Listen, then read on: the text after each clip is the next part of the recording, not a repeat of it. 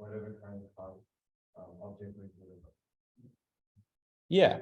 So this is the current instance, like we talked about last week. It's if you created three triangle objects, it's the current triangle that we're talking about. In this case, we've got a rectangle, so it's this rectangle that I can touch, and it's a whole own area of memory. Sorry, I just need to get a mouse very quickly. Where I put it.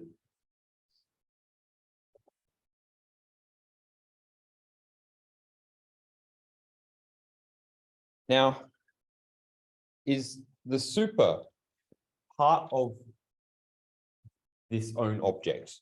Sorry, that sentence does not make grammatical sense, but is super part of the object that we're currently talking about? No. Who reckons no? The rectangle part of the super. So the rectangle part of the super. Yeah, I think conceptually, but I mean in terms of the actual object itself. Is the shape or the idea of being a shape part of being a rectangle? Yeah. Yeah. So when we talk about super in this, we can actually think of it as being, I'm just going to unfreeze and go to OneNote. We can think of it as being kind of two areas of memory. So, you know, like last week we talked about, like, here's your grid. And again, these are all some cells, and maybe your object takes up this entire thing, right? I'm really bad at drawing stuff, but you get the idea. And maybe your, you know, starting address is this one here, and it goes along for, like, you know, this chunk of bytes. But you can kind of think of it as part of it is this, and part of it is super. So maybe, you know, this sort of second chunk, if you like, these bytes over here are this specific byte. So what we're going to do is store the fields that are in the subclass. Just going to go over here. That's the rectangle part of the object. But then, because all rectangles are shapes, we also have a shape part of the object, and that's going to do things like store this color. So you use blue this time. This part of our object is kind of belongs to the super. All right. So we can use things like, we don't do it here, but what we can say is, no, we do, sorry, we use the constructor. I'm trying to find a good example, but you could say something like in the subclass, you know, super dot, if we had a method here, like public, I don't know, hello, doesn't do anything. We could say super dot hello. And so we can access both methods and fields depending on their visibility from the subclass. And we're kind of going into that super area of memory. Does that make sense to people? Yeah, look. Why is it that those functions that you make, like on the left, they don't need a return type? Oh, that's a good question. So these constructors we'll talk about in a second, which actually that brings us to the next question. So what's the difference between super with the parentheses and this? Yeah. Oh, super with the parentheses falls like the constructors of the super class, and the amount of arguments you give to super will dictate which constructor it goes to. Similarly, for this, I would just call the constructors of current class area. Yeah, well put.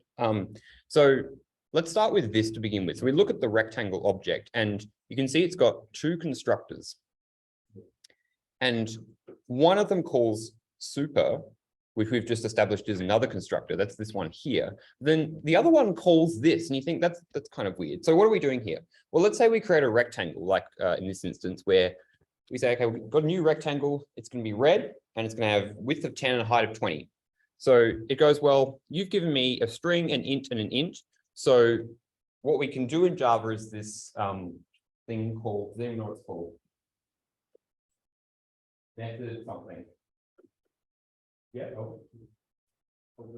Method overloading. So you can actually have two methods with the same name. Like if I said public void hello string message, and Java goes, yeah, this is fine. You might have experienced other programming languages where you can't actually do this. But no, you've already defined the function hello. You can't redefine it, but we can actually do that in Java because the parameter types are different. The return types have to be the same. There's some other kind of contractual things that have to be maintained, but you can say, well, we've got this hello that doesn't take in anything. We've also got this hello that takes in a string, and both of those can exist. And Java will know which one based on the parameters that you give it. So we go, okay, well, we're going to use this constructor. And the first thing we do is we call this with name. Now, this is calling another constructor. It's the same thing we do when we create a new object. Which constructor do you think is being called here? Yep. Rectangle, which one? The first one's why? Yeah, because we're giving one parameter, which in this case is string, and look, only up there takes a string, one parameter.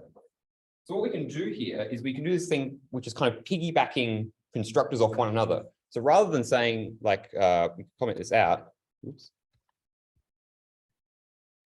and go this dot color equals color. Sorry, this dot color equals name. No, that wouldn't even work either because, oh, actually it does work because this is public, but we'll get to that later. You could set it here, but we've kind of got some duplicated code now, right? Like this is being set and then this is being set as well. We generally don't like that. So what we're going to do is reuse functionality and say, well, I'm actually just going to call this constructor. And we can do that by saying this, which is again, current object we're talking about, this particular rectangle we've got, passing the name, call this constructor. So now we get to this constructor and we go super color. So super says go one class up. Now we're kind of going from, again, this is a very, very abstract idea. Don't take it too literally, but we're kind of going from, you know, the realm of this area up one bit. And so now we call this method and say, well, okay, I'm going to set the color field to be the color it's given. So it's going to be red. And now if we run this, just to kind of illustrate it for you.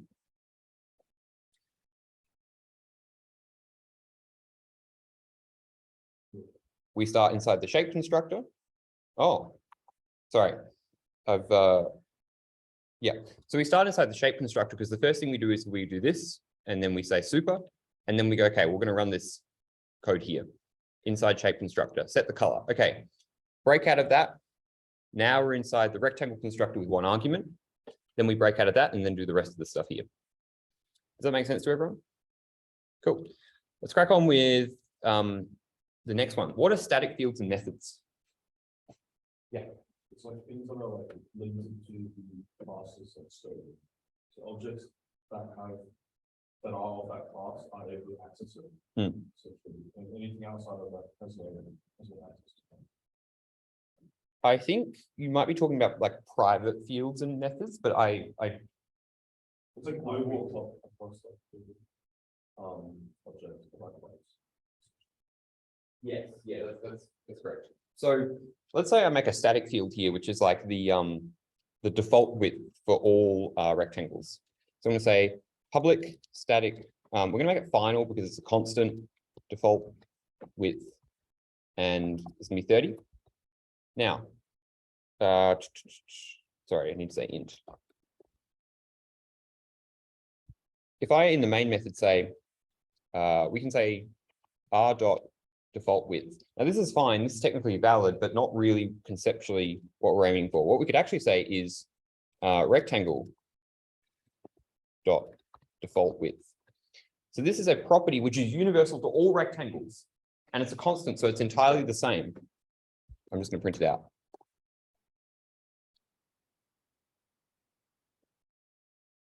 And we talked about this last week when we talked about the static void main method. So anything that is static, whether that's a method or a field, is universal to the class and not any particular instance. So just to, again, refresher, if we go back to last week's notes, you know, we had this idea of, well, you know, we've got a triangle and the class is the idea of a triangle, right? It's a template, it's a blueprint, it's this concept. And then what we do is we go and make real triangles. You know, we make one here and one here and one here, and each has their own sort of area of memory. Anything that's static lives up here, but not here. We'll talk maybe a bit more about this next week. I think there's another exercise that's kind of similar, but that's what you can think of at a high level. So it's specific to, sorry, it's across the class and not specific to any particular instance, which are these things here. Any questions on that? Lots of questions. Okay, let's go look first. If it's the default, does that mean like without not be able to do later on? Is that a result of its state? it can't be changed because it's a constant, which is final. That's what final means here. Default is an access modifier, which says the default permissions, you can think of them as like being permissions for other classes to access this particular field. Like this thing here is public, right? Which says that anyone, anywhere in the code base, as long as they know what this file is, can change that field. We'll talk more about that probably later in the future. Yeah, Amy? It's similar to like just about like pi, but when they make certain ones like pi is only 3 when you say about then in each instance you can get like for example again and stuff.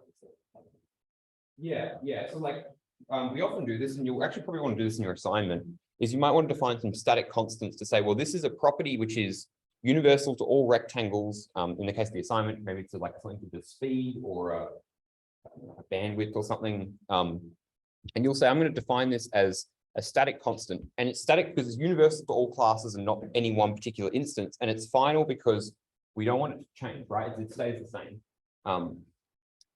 And I think that, yeah, the pi example from the lectures is kind of similar, right? Like a constant or a hash defined in C. Any other questions? Yeah. So the static variable, it's just one single point for all things. Yep.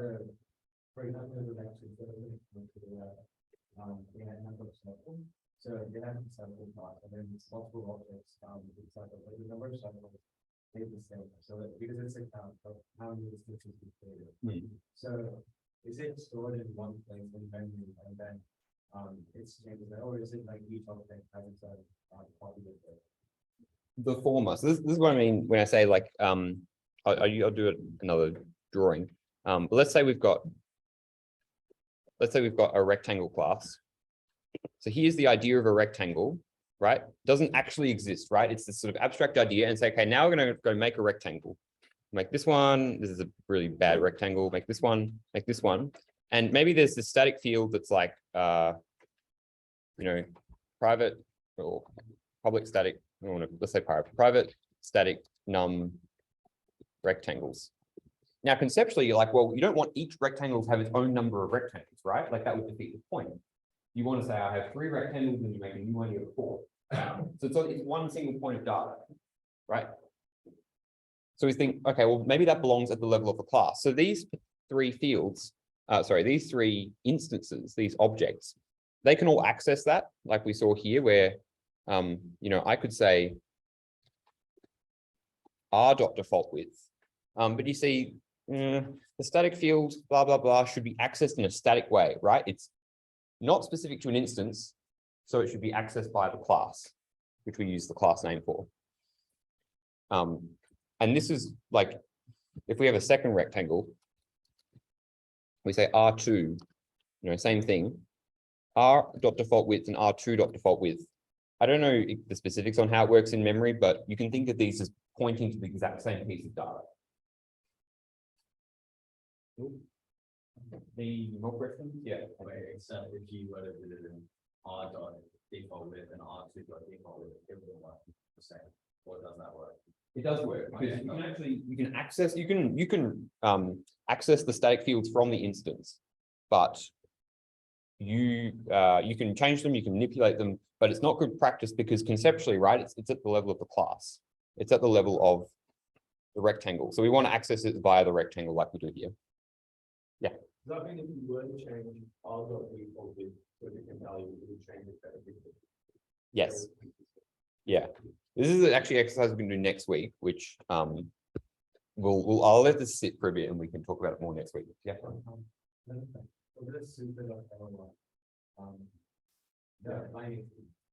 Does it do we use it for the super or could this not as well? Because it's extending the super fund, right? So within that would be accessible. That's a great question. Let's try it. That seems to at least compile. Okay. What if we just took away this altogether? Interesting. We're gonna we'll do it later in the future. We might look more into this and we'll talk about this idea of overriding methods where there's a super implementation and there's your implementation and they're not the same thing. Whereas here they are because we only have one hello, which lives in a superclass. That's a good point. Anything, yeah, well, You know how there's like two different kind of work. So when you run the program, it also said inside rectangle constructor reality. Yeah. So it ran the other rectangle function as well. So does it just run every single function in the class or only the ones with because we never called that function with the three parameters. yeah, I know what you mean. So it'll call, it's like any other kind of piece of code where you call the functions as you go, right? Like it doesn't go through and kind of call everything. There's some interesting stuff to do with how classes are created, and you can kind of think of it like a voodoo doll almost, where it's like, you know, if you've got I'm going off topic here, but if you've got like a shape and then a rectangle and then maybe like a 3D rectangle, what you can do is say how it kind of works under the hood is it creates the shape first, and this kind of goes back, oops, sorry, this goes back to the area of memory stuff. It says I'm going to initialize the shape part first, and then on top of that, I initialize the rectangle part. Sorry, let me draw this better. Here's the shape part, and then here's the rectangle part, and then here's the 3D rectangle part. And what it'll do is call the shape constructor first, and then the rectangle constructor, and then the 3D rectangle constructor. And you'll be forced to actually call those, you'll be forced to call super yourself by Java. You notice here, if we take this out, it is going to complain. It actually says, no, you need to call super. Implicit super constructor shape is undefined. You must explicitly invoke another constructor. You have to actually yourself call this constructor here. That's kind of interesting. Not super like vital to know, but good to understand. Any other questions? Yeah, Richard.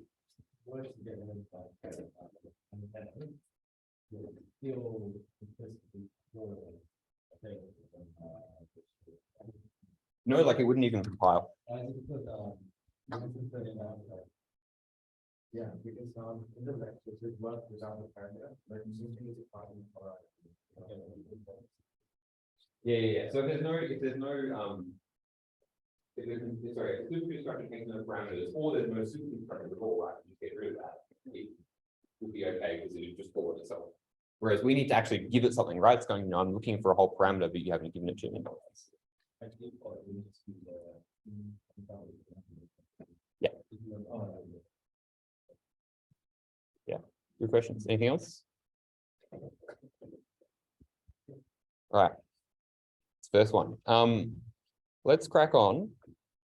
We're going to talk about commenting, and we're going to actually, as well, we're going to do lots of stuff in this exercise, but we're going to have a bit of a discussion about commenting.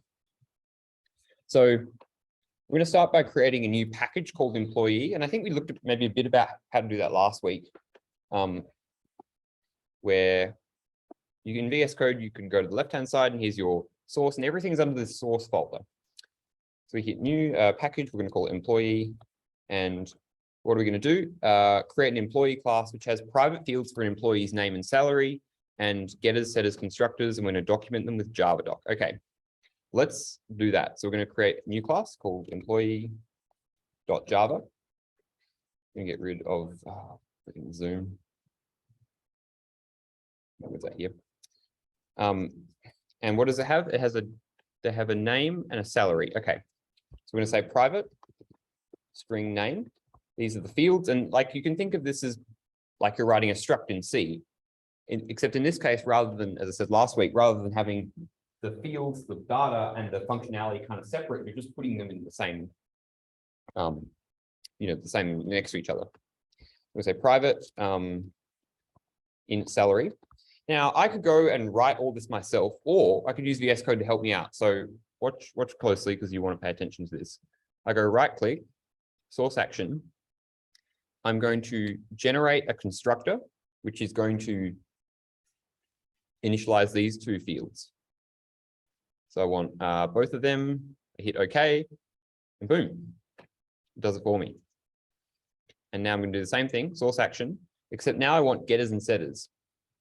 So hit generate getters and setters. I want both, and I hit OK. Boom. And you all look super impressed. I'm sure you can. I haven't done it myself.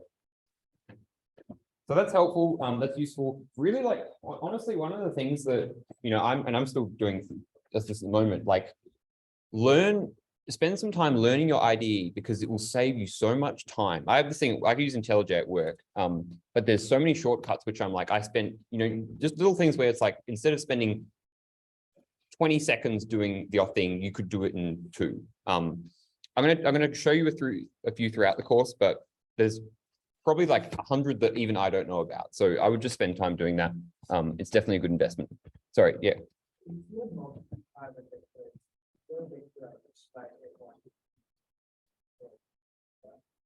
No, you have to write it out for each individual field.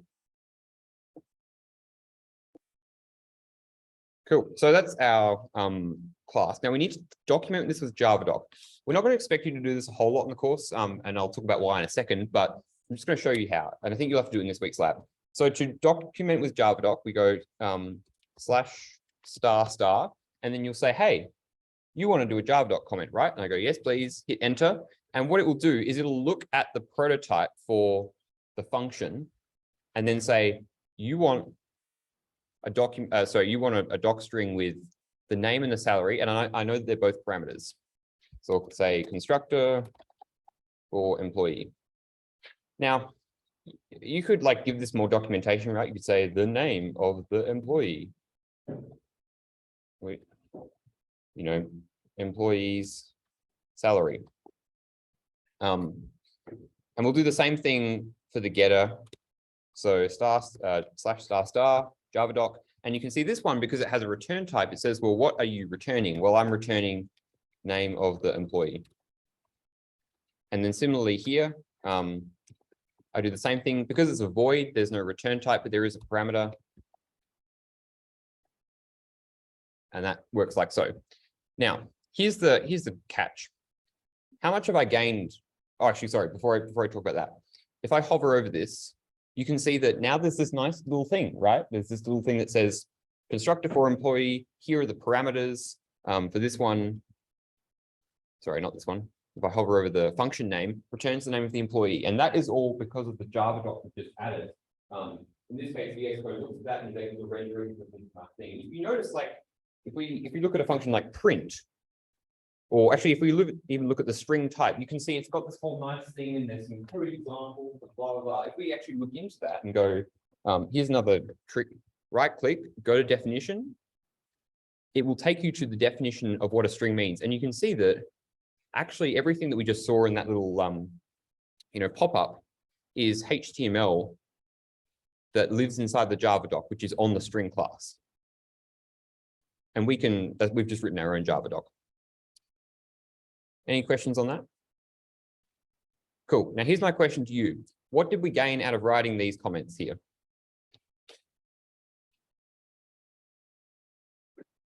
Probably not much, to be honest. Like, here's this getter, really simple getter that does basically nothing. It's called get name. Man, I really don't know what this function does. So my question to you, we can have a bit of discussion about it, is, are comments helpful? Like, are comments useful? And I'll put up, actually, I'll do it on the OneNote. You can go pro comment or anti comment. I'll give you probably like 2 minutes to just chat about it in your groups, and then we'll talk as a class. Do you pro comment or anti comment? And if so, why?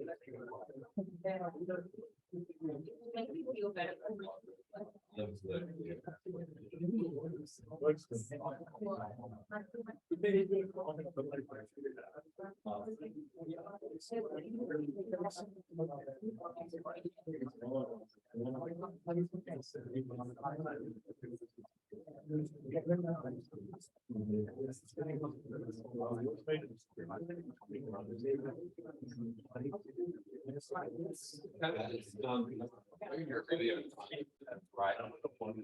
Okay. Let's start with this table here. Pro comment or anti comment and why?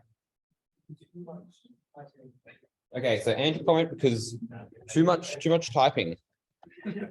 All right, what else?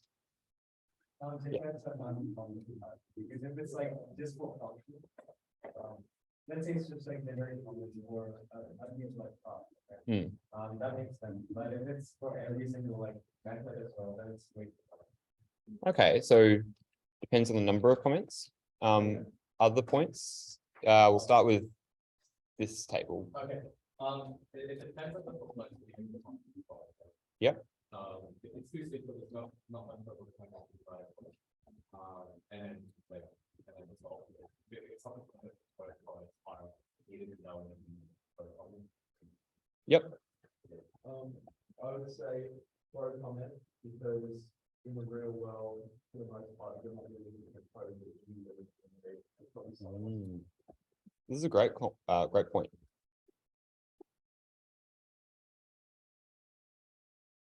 Yep.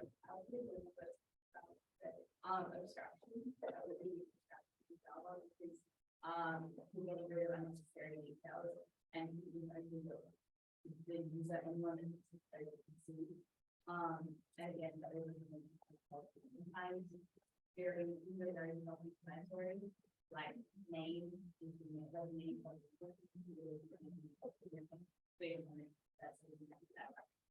Yeah. Now, if we take that logic, so you talk about, like get name, or what do we hear? Yeah, get name in this case, or set name. It's like you can tell what the function is doing by the name, let's do get salary because I'm going to confuse myself. Get salary and set salary. It's like, what these two functions are doing. These might be really simple. But ideally, we like our code to not be like that all the time, right? So there's this idea that code can be self-documenting, where if you have good variable names, you have good function names, blah, blah, blah. whatever you write, mainly variable and function names, but you can actually say, well, this code is self-documenting. Someone can come along and understand this, and they don't need to read comments because it's intrinsically sort of showing what it's doing. Does that kind of make sense to people? Who thinks that they've written code that's self-documenting before? Who thinks they've written code that is definitely not self-documenting before? Okay. So, any other points? Sorry, let's get to other tables. Yeah. This is like, what is your code? Because like, how about if you do multiple portions of just text that don't matter sometimes? Yeah, that's a good point. Like if you look at this here, it's like you could do like most of this is comment. I mean, in this case, yes, most of it is comment, and there is actual code, but in some ways it can clutter code. I think it depends on, I don't know. That's I would say it's a bit of an open one. Any other points? Yeah, so.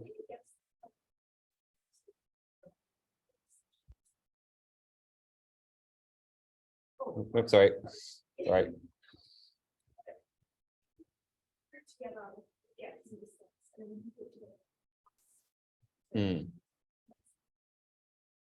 Yeah, sure. Just for like functions, like for example, like string, like the definition of a string, you sort of want to know like the exact documentation of what a string is, just in case something goes unintended. So if someone like going to fix it would know exactly how it should rather than making their own interpretation. Yeah, and this kind of gets us to sort of design by contract stuff. So what I would throw in as food for thought is maybe there's two types of comments, sort of broadly speaking. We don't have a good example here or here, but let's say like I'm going to write a comment for this get name method, and we've written the JavaDoc, but when we maybe say we also have a comment that's like, you know, return the name. This is the most redundant thing ever, right? Like it's literally saying what the next line is doing. You might have written code like this, you might have seen code like this, and that's fine.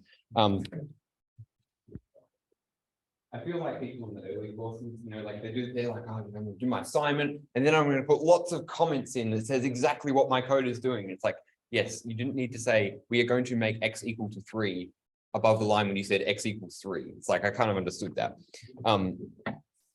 So, but there's two types of comments here, right? One is saying what the function is doing, and the other is saying how the function is doing it. And this gets us back to the abstraction point, which someone made, that says, well, maybe I don't care, right? Like maybe if I'm using this get name method, I don't care how it works.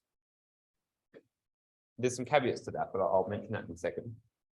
I don't care how it works because I'm not going to change it. I'm not going to write it, right? I'm just using it. Like in this string class, these big JavaDocs are helpful to us because we can hover over string as a user of string and go, oh, okay, I understand how string works, and you know, blah, blah, blah. This is some stuff here, and this makes sense, and it's useful to a user, right? And to your point, it helps you understand a contract between you and the string, so that if you go, well, I've got this weird exception, right?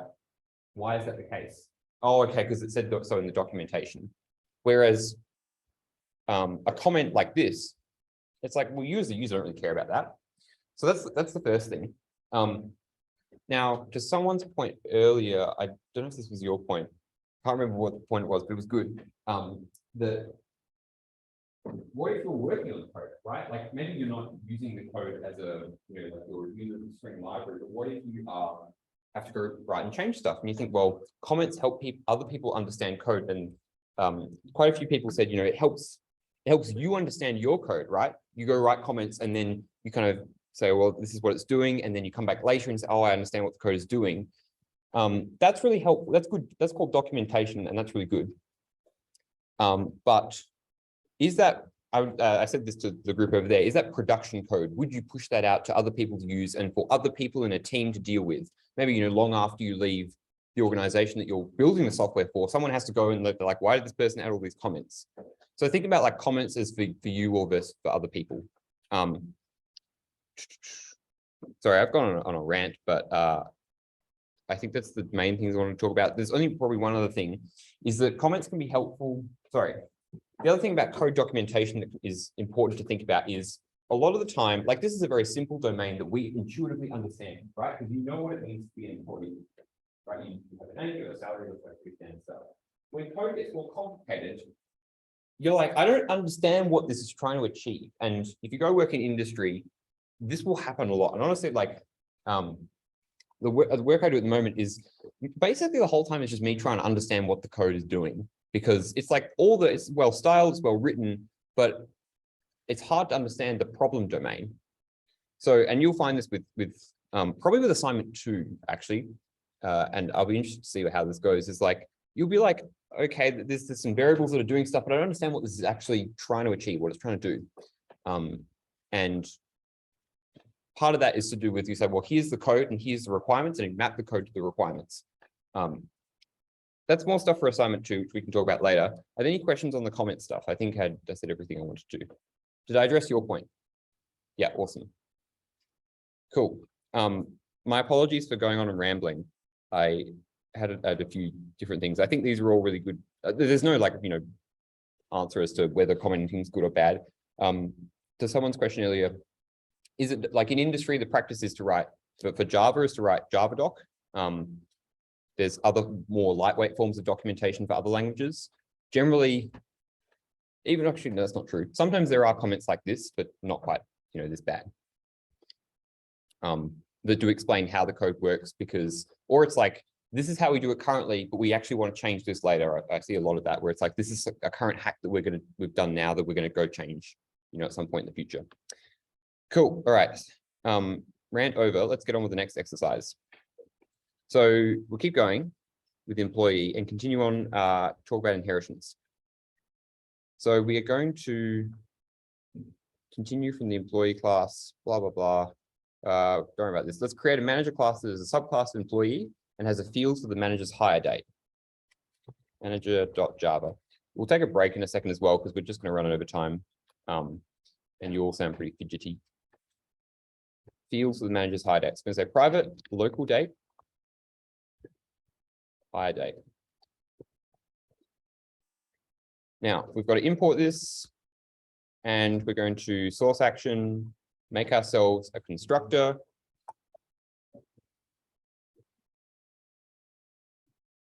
Now, yeah, I'll show you again. So I go command dot on Mac, and then it says, here's all the little fixes you can do. You've got to pick one, and then I'm going to pick this one, and it'll just do that for you. Very helpful. Don't import stuff yourself. Yeah.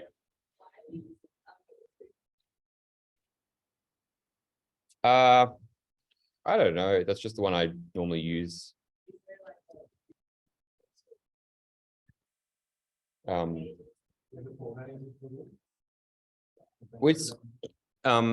so the difference between date and local date is one is like,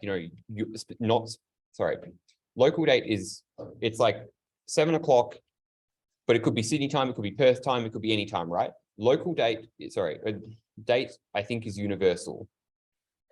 Basically, the answer is it doesn't matter. And you could use either for like a lab or an assignment or whatever. And so long as your solution matches the spec, then it doesn't matter. One might be more helpful than the other, but we don't, unless we like say this is the specific return type, don't mandate anything. So it's a local date.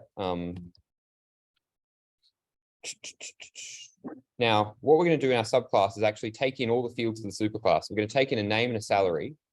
So we'll say, why does this work? Oh, I know it's wrong. Extends employee. Sorry. Let me delete this constructor. Thinking it's strange.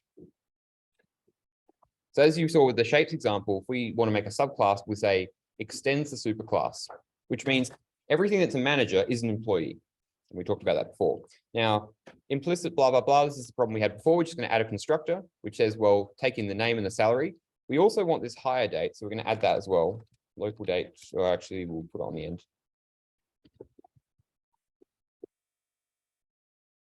And we call the super constructor. We'll move this back up here and say this dot hire date equals hire date. Cool, awesome, that's easy. What constructors are appropriate? I'm going to skip that one. Is it appropriate to have a getter for the hire date? What about a setter? What do we think? Do you think it makes, when I say appropriate, does it make sense to have a getter for the hire date? Yeah, you might want to know what the hire date is. You want to say, okay, I'm going to query this manager object here. And we want to know what date they were hired. So you get the hire date. We'll make a getter for that. So public local date.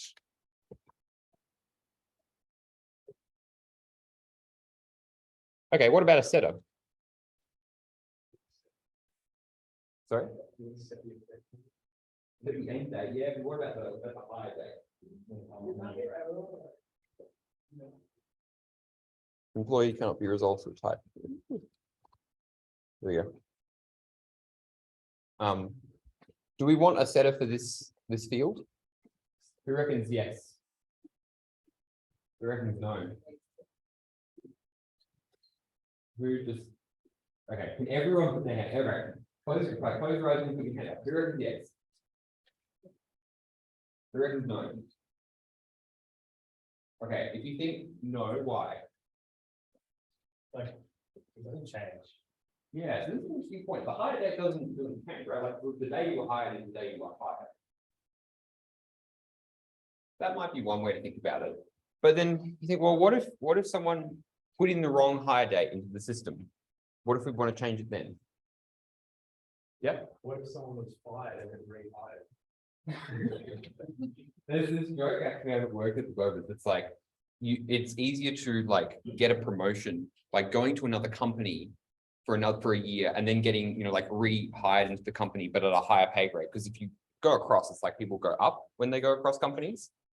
And they're like, yeah, it's easier to go away for a year and then come back than just like go directly. There you go. Sorry. I just got reminded of that.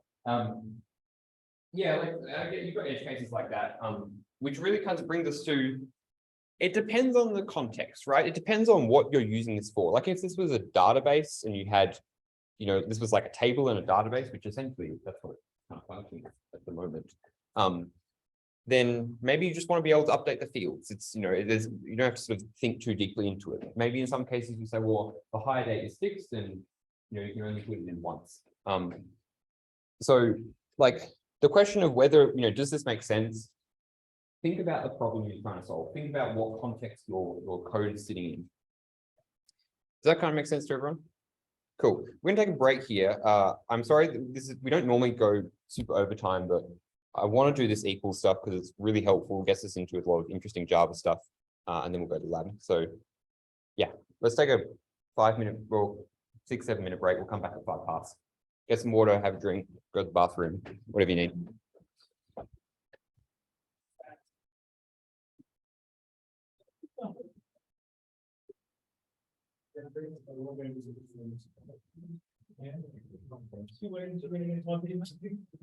So, like, it's kind of be a subclass in days. Like, we could do like, public class chase, and then do like public send class or public send chase.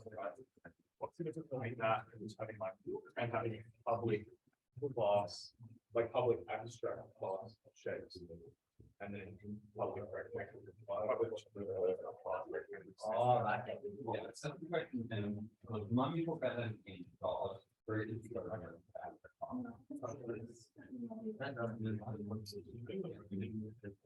On the top, yeah, you know, super.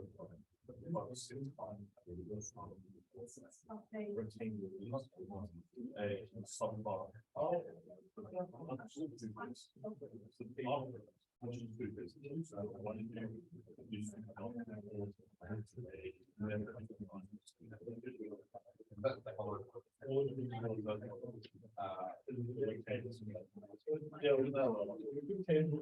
Yeah, so it was, I think as for the hello one, you can actually just call hello by itself. You say it's got hello, hello, they're both in the same thing. And the reason you call super is when what we're about to do is we can actually have two presentations. There's the one that's top class and there's one that's super class. We can both in one, they're not the same thing. But it's just more complicated, you can store. Yeah. Could be another style. I always gonna start because you just have to like the right. The only reason you use the like the name place, but you don't have we have like the variable, well, I think that the name variable is named in the. Sorry, we deal with Without very, the same.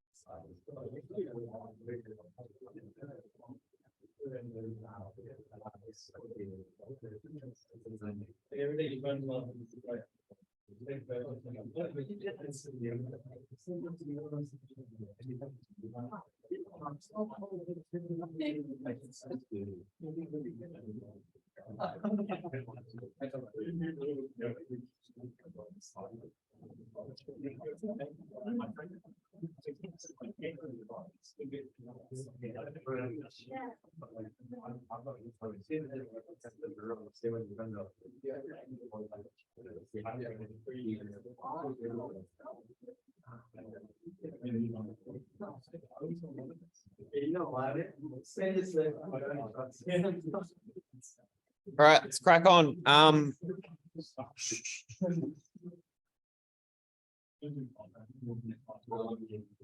Right. Okay. What we're going to do now is we're going to do some overriding of methods. Now, in every class, we have this kind of implicit, even though we don't explicitly extend anything here, what is kind of, yeah, it's implicit is extends object. An object is a superclass. Oops, sorry. Object is a superclass, sorry, F12, that every single other object in Java, which is anything that's not a primitive, right? Like an int or a double or a float, or a char, everything extends this. So if we go back to here, we get this kind of inheritance hierarchy where you say, well, you know, we've got this idea of a shape. And then, you know, this is like super abstract, right? I'm just going to draw a weird, it's a shape, right? It doesn't have physical sort of form yet, right? And then we can have a series of subclasses of shape, which are like rectangle or triangle or circle. And these all extend shape. Like this. And then maybe you have like certain types of, you know, like a 3D rectangle or a graphical circle or blah, blah, blah. But what you get is a hierarchy where you can say, well, I might treat this like a rectangle. If I have a rectangle, I can treat it like a rectangle, but I can also just treat it as any generic shape, right? Because all rectangles are shapes. And that's going to be really important. We're going to use that here. So all objects have a method called toString, which I'm going to look for here. Yeah, here we go. Which is by default this implementation here. It's very simple. And you see if we have our employee and we're going to make a new instance of that, it's public static void main. I'm going to say employee e equals new employee. It's going to be called Nick and it's going to have a very big salary. I hope that doesn't cause an overflow. That's too big. There we go. And if I just print out E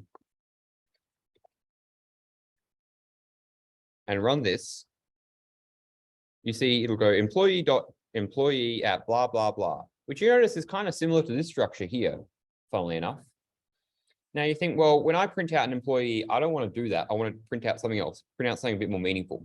So what we're going to say here is at override, which is a marker that says, hey, I'm actually overriding a method that lives in the superclass, right? We're overriding this method here. And I'm going to have the same prototype, which is public string toString.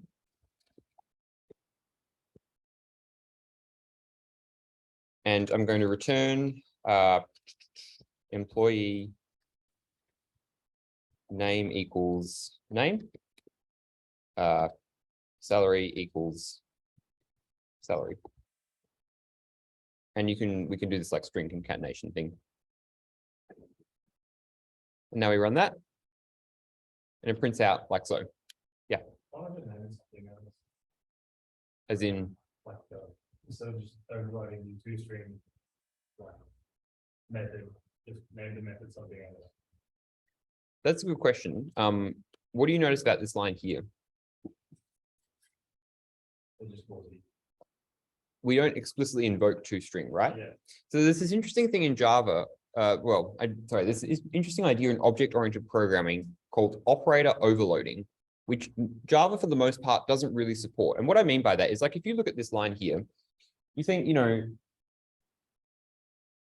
there's this sort of implicit semantic that if you add a string together, then it concatenates them, right? It doesn't do like mathematical piecewise operation, blah, blah, blah. You said, you know, I'm going to get this string here, this string here, so put them together. Now, most of you program in Python, right? You know, that's very, very implicit, and you can, you know, it's a big part of Python OO. Java actually, for the most part, apart from stuff like this, doesn't support it. So to do things like, we'll see this with equals in a second, but generally, if you want to call some sort of, you know, functionality, because there's stuff going on here under the hood, right? It's not just, you know, putting bytes together. You have to explicitly invoke the borrow method. That's not the case here, where we don't explicitly invoke toString, it just gets called for us. So to answer your question, for consistency's sake and for for the sake of this, you can just print it out and it will pull the use for you, which is operator overloading. Cool. Now that really gets us to the next point, which is, well, I want to test whether two things are equal. So I'm going to make a new employee called E2, which is, sorry, I've forgotten your name. What's your name?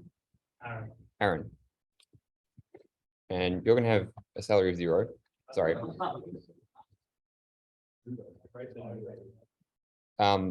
And what I want to test is whether E and E2 are equal. So I'm going to say E equals E2.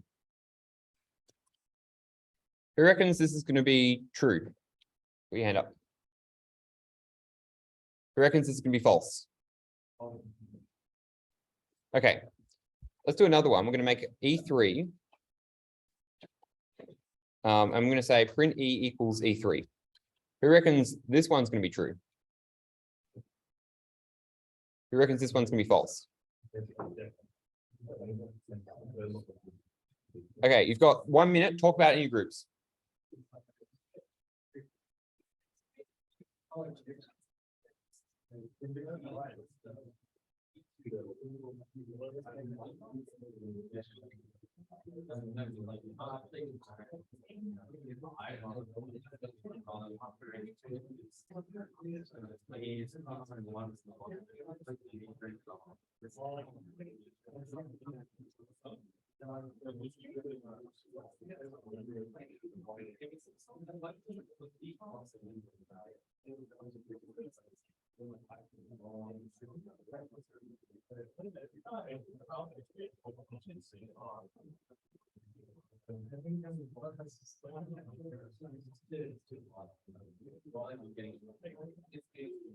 All right, time's up. Shh. Okay, let's run it and figure out who is correct. They're both false. Why? Yeah.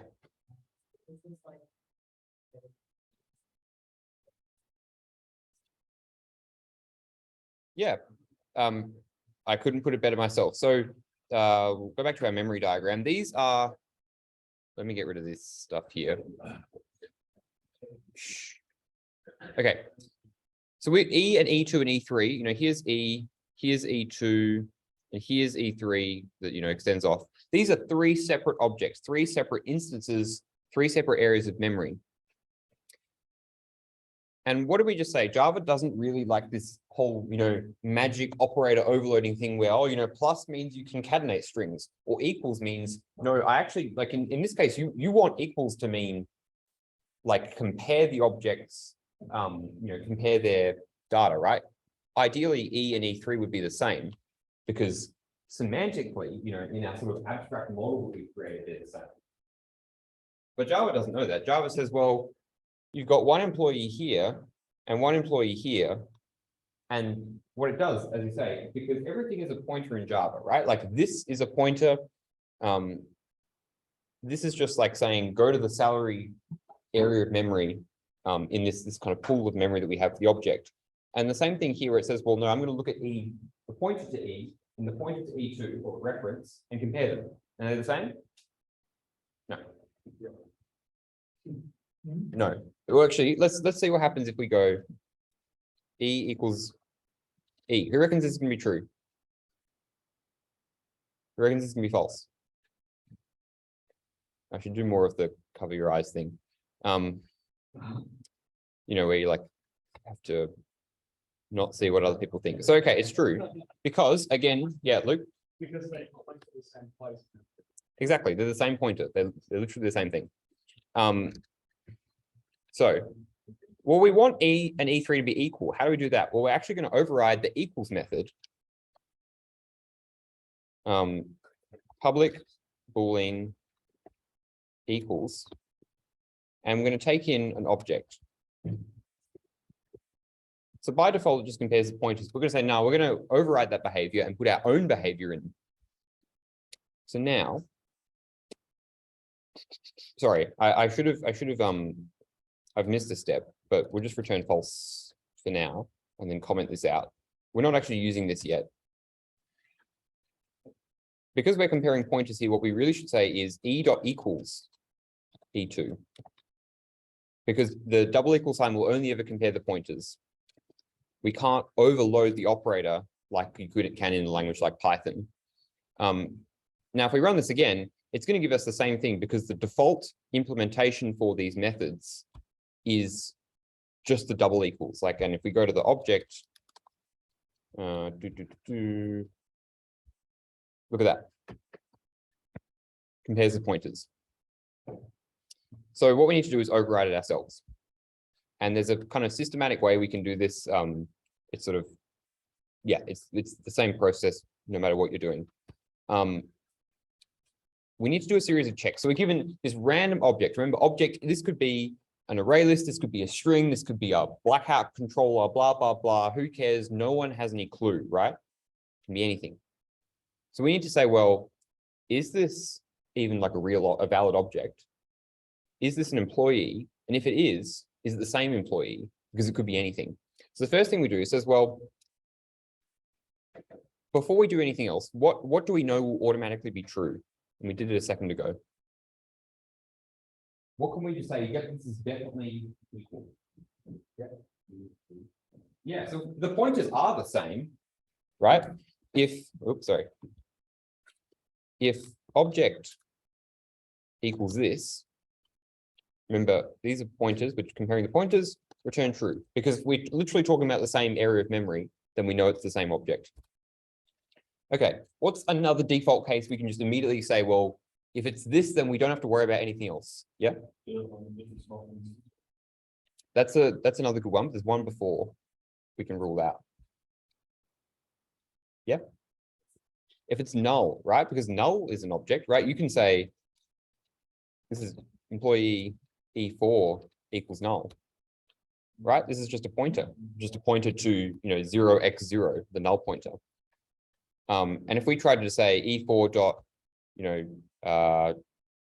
get name, what would this cause? Anyone know the name of the exception? A null pointer exception, yeah, right? Because we're trying to dereference a null pointer. You're probably all very familiar with that from C, right? Yep. Cool. So if it's this, return true. If object equals null, we're going to return false straight away. Okay, so now we know it's not this, it's not null, but it could still be equal. We now need to check the type. And what we're going to do is say if object.get class equals get class. Now I think I'm just going to do dot equals to be safe. It'll probably be the same thing. Sorry. If that's not true, then we're going to return false. Yeah.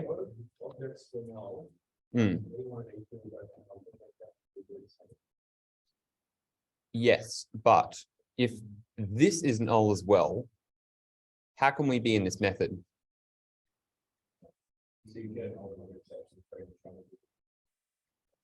Yeah, so if you tried to say like null, or E4 dot equals blah, blah, it's like, well, this is null, so it doesn't have an equals method to invoke in the first place. So you never get this will never be null, essentially. Yeah. Now what's this doing? What this says is, sorry, question.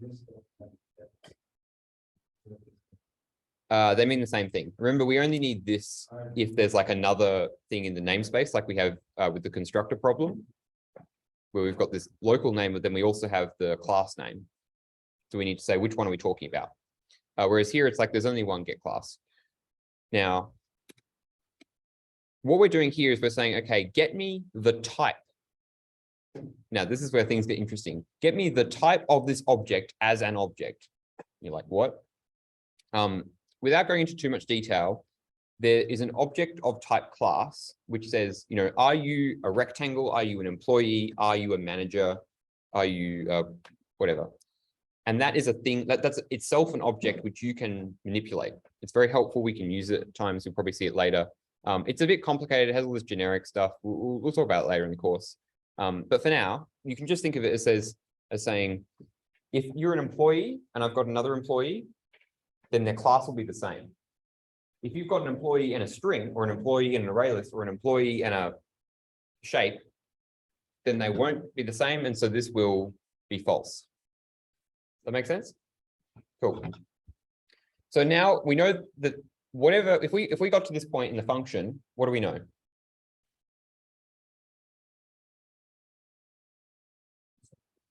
But we don't know the variable. Yeah, okay, so we know it's an employee, but we don't know, you know, it might be like this, right? Are E and E2 sort of semantically equal? As in, like, are they the same employee? No, they're two different names, two different salaries.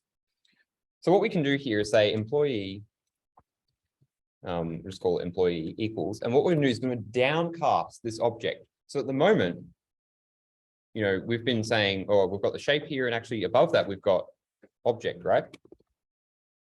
And so at the moment, we're working at the level of object. We don't actually, you know, we don't care what it is, could be a string, could be blah, blah, blah. But now we're saying, no, actually, I want to treat this like an employee, which means we need to say, well, I'm going to downcast it. I'm going to force its type to be of type employee. And how can we do that safely? Right? Because, you know, if you downcast an object, it could be anything. This is how we downcast, by the way. How do we know that this operation is safe? We just checked it, right? This is what the get class thing does. So if we get to this point, we know that this must be an employee, so we can do this without worrying. Okay, so now we've casted it to employee. All we need to do is say, well, if name equal, oh, sorry, dot equals employee dot name and salary, and pay attention to this one as well, equals employee dot salary, then we'll return true, right? So they'll just be true and we'll return true here. Why can I do equals here but not here?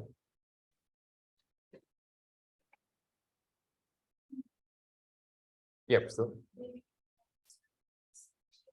One's a string and one's an int. Okay, what's the difference between those two?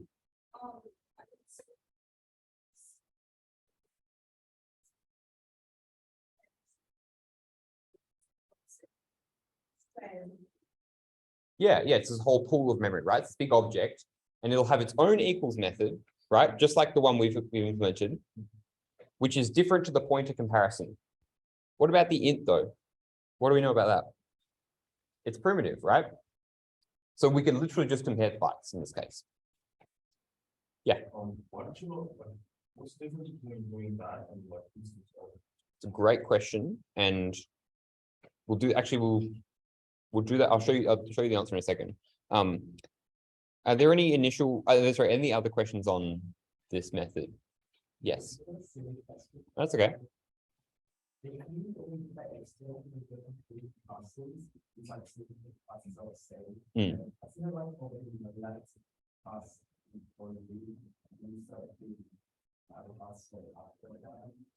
Yeah, so it's like it's a check where you're saying, well, I'm going to actually find out what your type is, but I'm still treating this as an object. I haven't actually done the downcasting yet.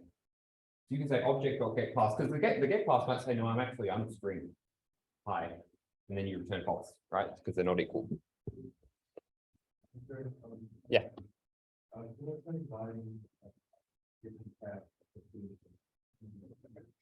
That's a good question. So like if we just treated it as an object, if I say object employee,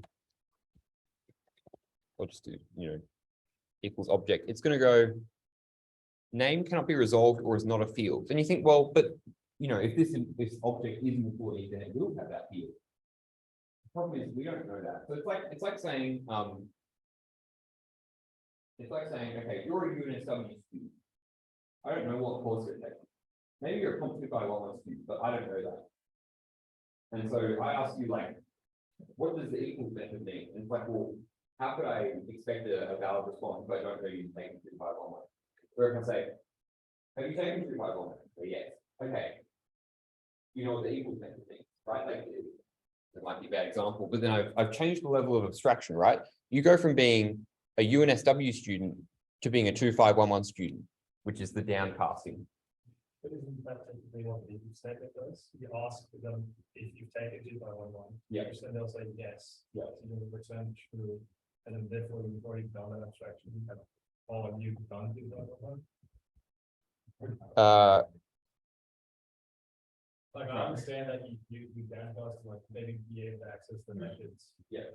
Within that, like, class, for example, you call an employee, so you can maybe access the methods in employee, because the Yeah. methods in employee aren't necessarily available in the object. Yeah. You know, I don't think it merits that way.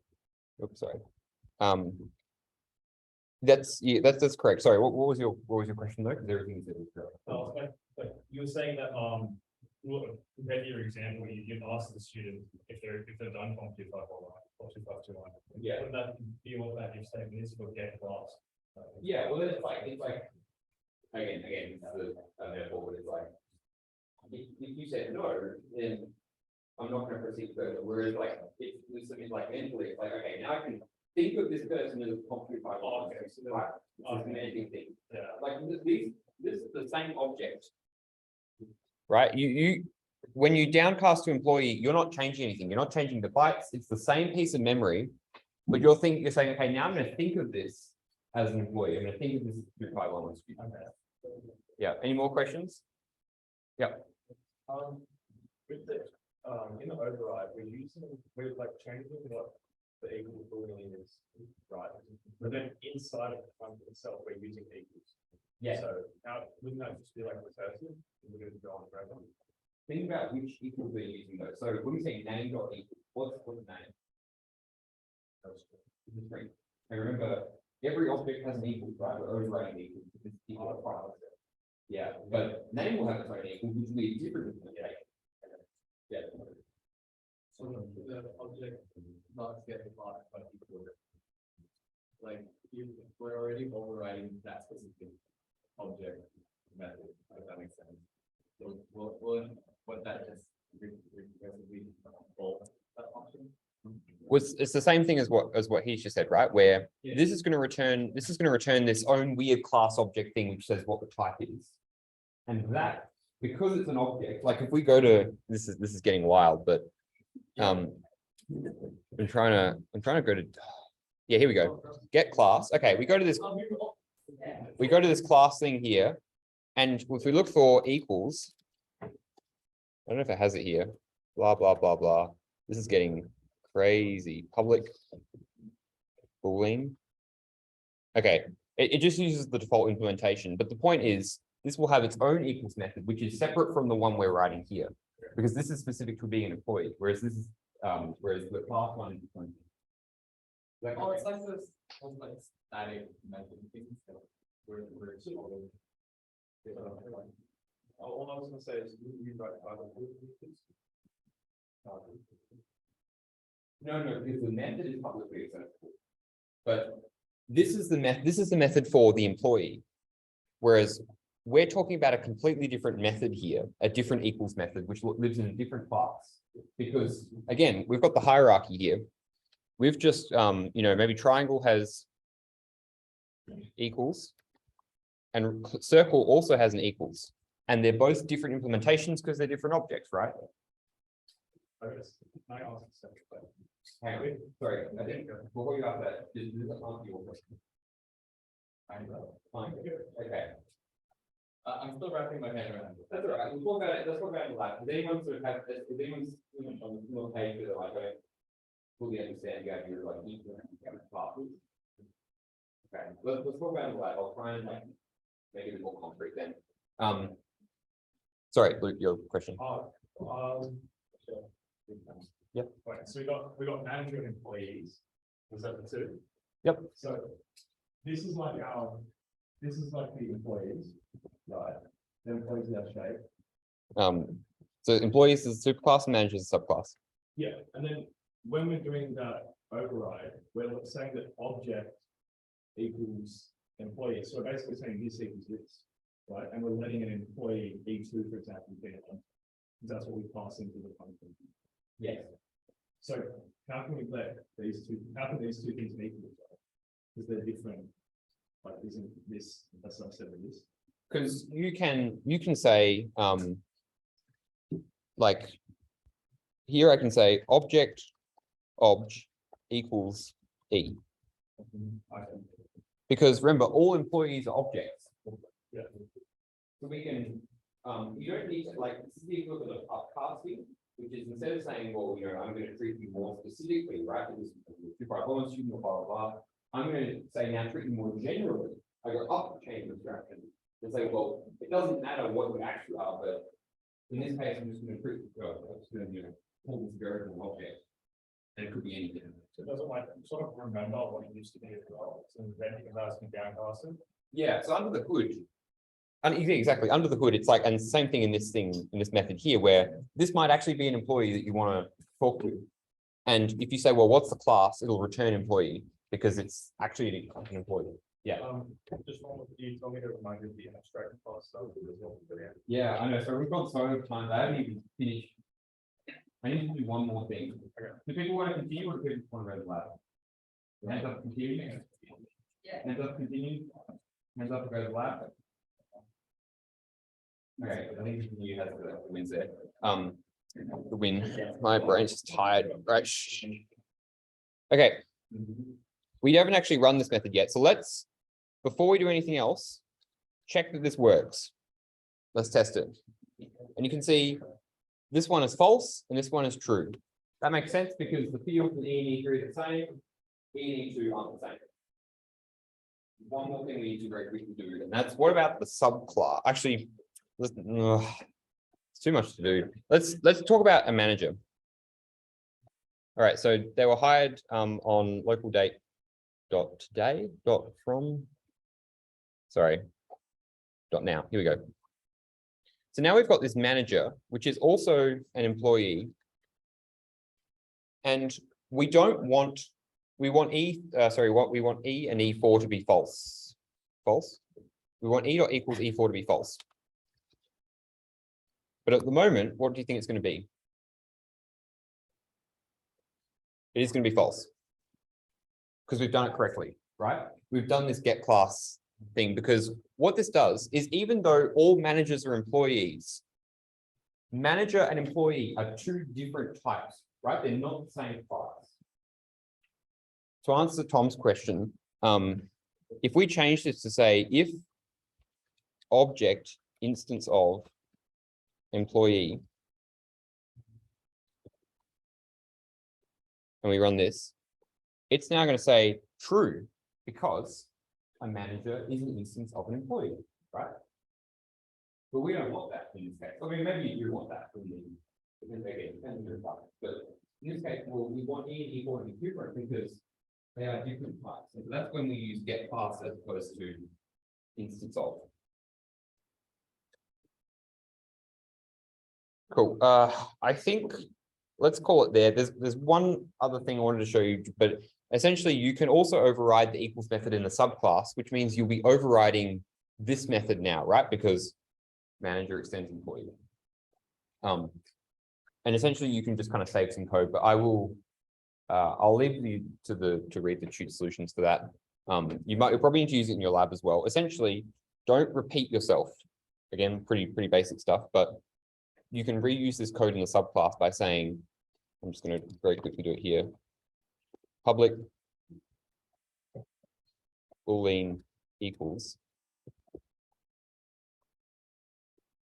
And then I can say, well, if not super dot equals object, then we know it's going to be false.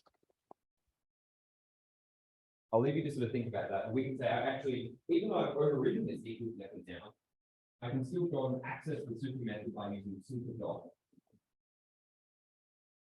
And yeah, I'll call it there. Any other questions? Cool. Sorry, yep. Yep. Yeah, go.